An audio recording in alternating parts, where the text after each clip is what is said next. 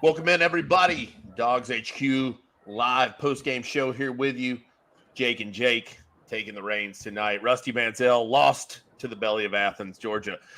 We are catching up with you. Georgia, a dominant performance, 52-17 over the number 9 team in the country, Jake Rowe. What stood out to you about this performance? What stood out to me is after Ole Miss scored to tie the game at 14, Georgia won the game 38-3 from there on out. I mean, that was, I expected Ole Miss to play better offensively than it did, honestly. And they came out and had two out of its first 3 drives, even the one that failed on 4th down on the second drive. They had something going. And then Georgia got it figured out. And then it was a lot of 3 and outs. Georgia had held, before it inserted the reserves into the game, before the game got to, I guess it was when the game was 45-14, Georgia put defensive reserves in the game. Ole Miss had 249 yards of total offense at that point. And I think that's impressive. Obviously, you get the slow start defensively. To the point where Ole Miss, makes it 4 straight games where Georgia allowed a touchdown on their opening drive. But outside of that, man, it was a absolutely dominant performance. Brock Bowers was back and played a ton of snaps, was an absolute force as a blocker. And Kendall Milton, massive night for him. Oh, my God. Kendall Milton, man. It's the performance people had been waiting on his whole career, in my opinion. Brock Bowers also comes back, just doesn't miss a beat, man. Looks like the Brock of the last time he was on the field, man. Like you said, so active in that blocking game, so impressive. Carson Beck, tremendous performance for him tonight. What did you see out of Georgia's signal caller? Well, I mean, he was borderline perfect for the first half. I mean, do you want him to force that ball to Dominic Lovett in that situation? It was a good throw. It could have been caught.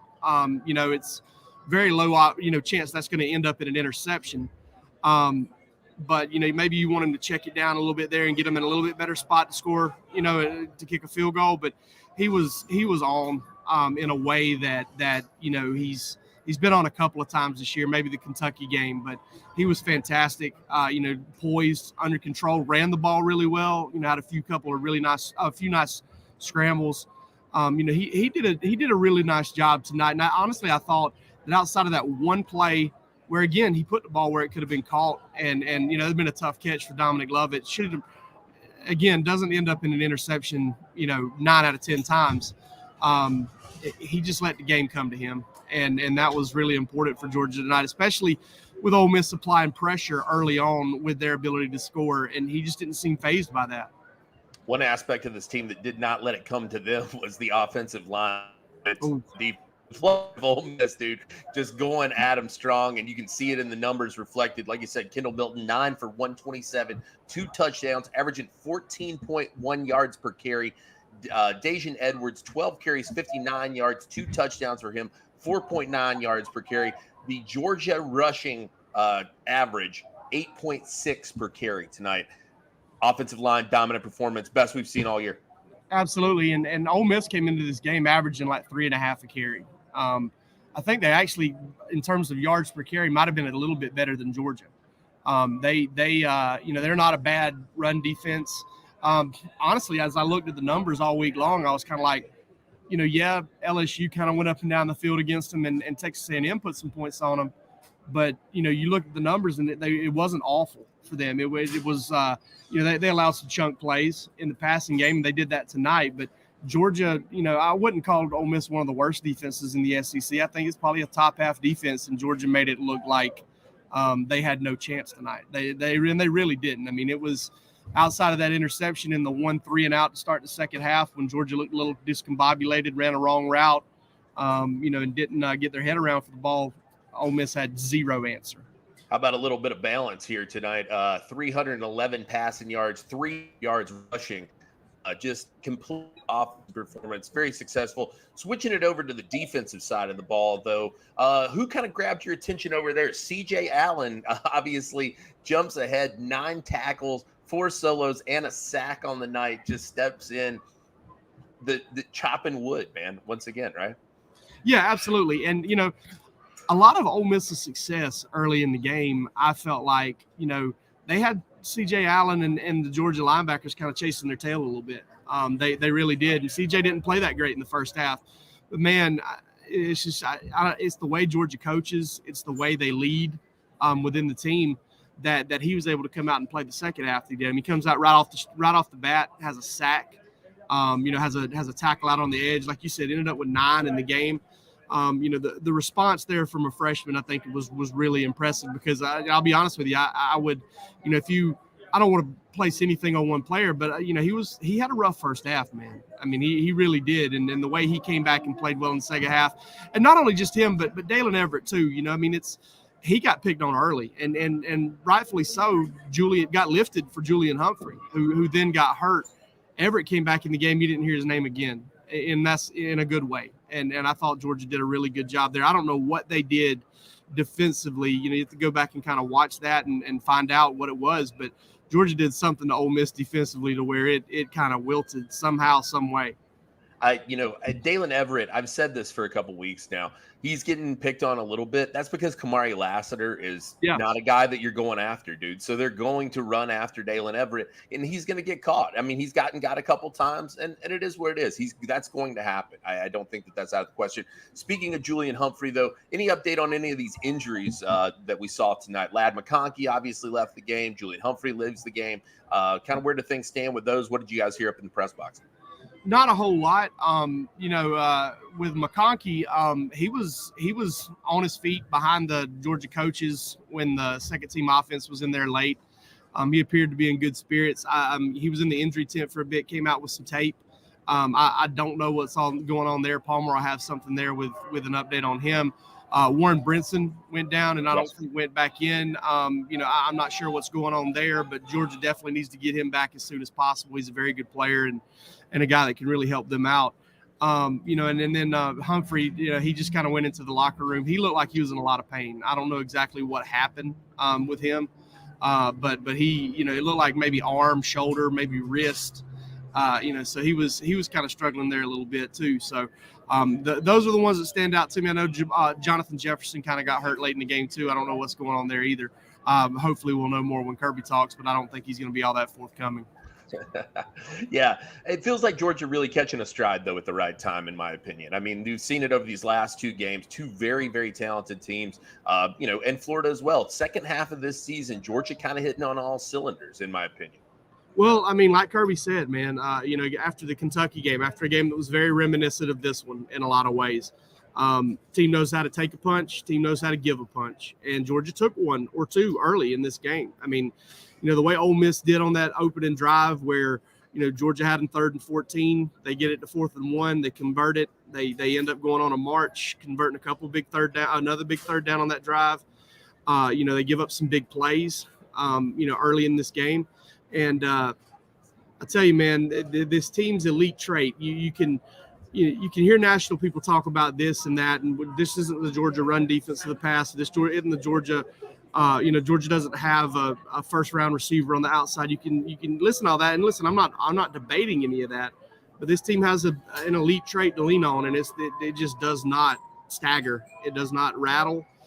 They've been through a lot. And they know how to win ball games, and not only do they know how to win ball games, but they know how to take over ball games. And when you can go on basically, a 38-3 run in a tie game to end it, I mean that's pretty special. And I think ultimately, it's a great crowd tonight. Ole Miss I thought did a pretty good job outside of the false start before they even ran their first play.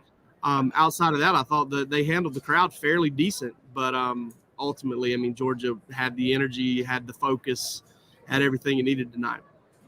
Speaking of elite, obviously Brock Bowers, man, comes back, and how fitting and how poetic after all the consternation, all the wondering, he's the final touchdown of the season in Sanford Stadium for the Georgia Bulldogs. Just an incredible story for him. Well, it wasn't the final touchdown.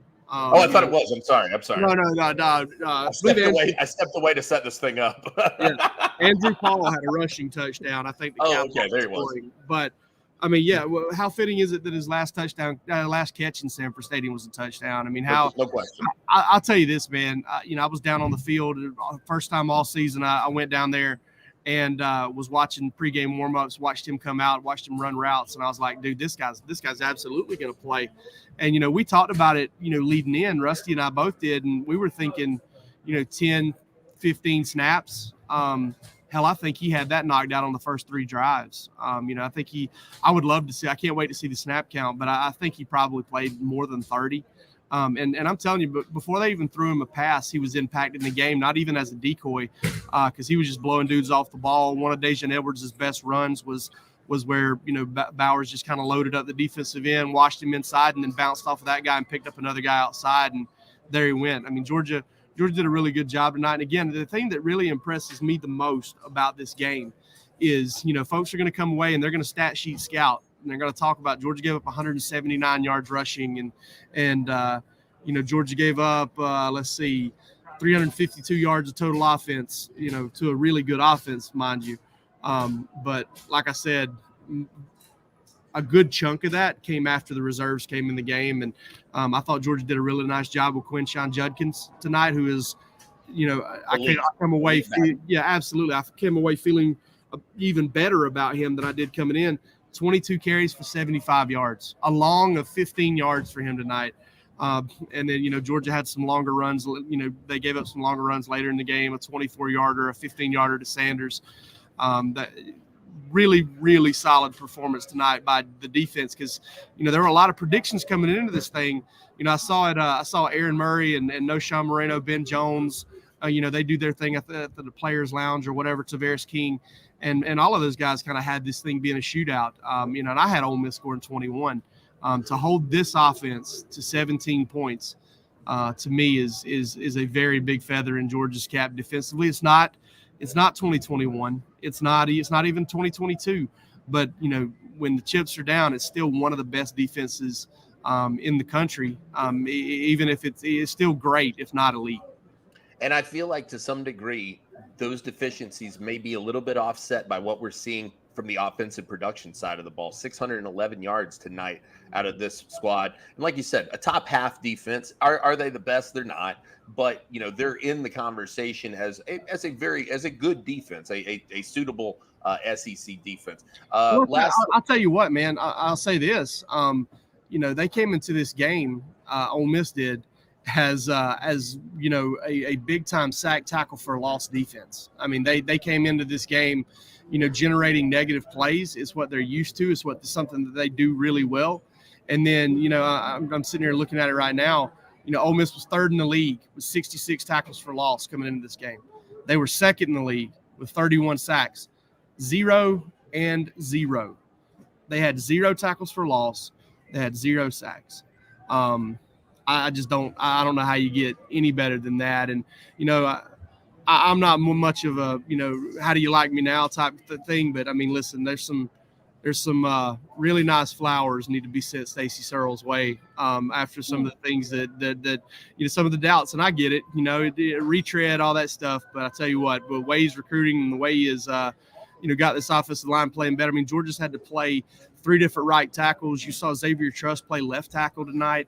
And Georgia moved guys around. It didn't matter. And hell, it didn't matter when the reserves came in. I mean, you see Roderick Robinson go wild there too. Yep. So Georgia had a really impressive performance tonight. And the one thing we haven't mentioned, maybe you mentioned in the beginning and I didn't hear it, this was the number 9 team in the country. Yes. This is number 9. Now, listen, they had to come into Sanford Stadium, and it's a tough place to play, tough place to win, especially when it's like it was tonight. But that was a top 10 team, and Georgia just completely dismantled. Yeah, steamrolled. Last thing here for you, Jake. Couple game balls, one on each side of the ball. Offense and defense. Who you leaning toward for a game ball? Kendall Milton on offense.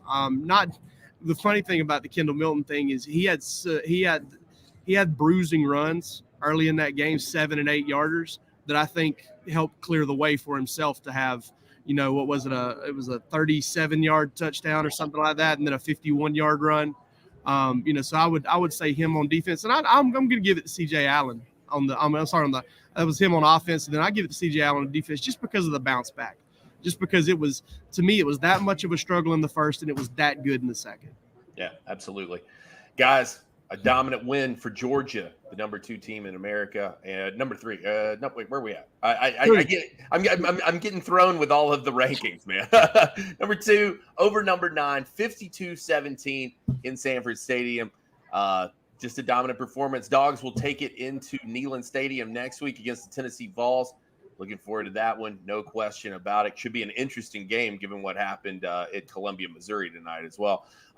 For Jake Rowe, I'm Jake Roos. This is DawgsHQ. Get over, check us out. We're going to have a special running next week if you're not a member. So come over, get in on that. Remember, it's $1 for a month if you want to get over and check us out anytime as well.